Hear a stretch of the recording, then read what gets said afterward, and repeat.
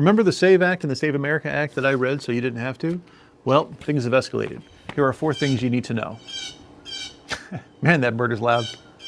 1, this bill has now become a presidential ultimatum. Yesterday, Trump posted on his Truth Social account that he will not pass any legislation until the Save America Act, which is currently in the Senate, passes. He said, and I quote, "It supersedes everything." And at a Georgia rally, he explained why. He said, quote, "If this becomes law, we will never lose another election. For 50 years, we won't lose," end quote. And that's not election integrity, that's election control. 2, the first half of the bill, which I covered before, makes it very difficult, if not impossible, for millions of Americans to register to vote, especially women and disabled Americans and expats living abroad. But the second half of this bill requires all the states to hand over their voter rolls to the Department of Homeland Security for screening. And here's what we already know about that database. In Missouri, more than half of the voters that it flagged as non-citizens were actually citizens. And in Texas, 1 out of 5 records couldn't even be processed. So it's not really a viable verification system, it's actually a federal surveillance system with a purge mechanism attached to it.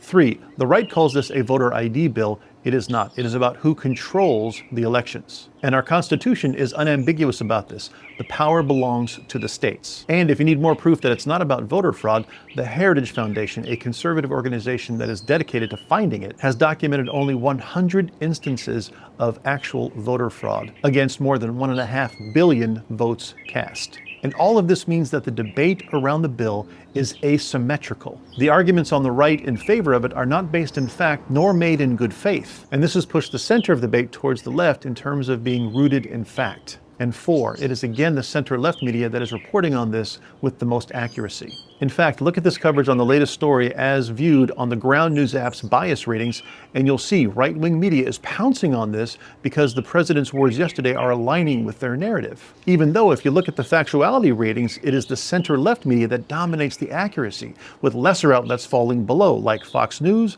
or Red State or, God help us, the Gateway Pundit. And again, I advocate for Ground News. I use the Ground News app because it helps me cut through the noise on this and every other story. And if you want, you can check them out. Go to groundnews.com/dad and you can get a 40% discount off of their top tier Vantage plan. There's a link in my bio. It's really worth your time if you're interested. Now, the Save America Act is stalled in the Senate, but with everything else that's going on, when a president holds the entire legislative agenda hostage so that this will pass, that also does deserve your attention. Be kind and, you know.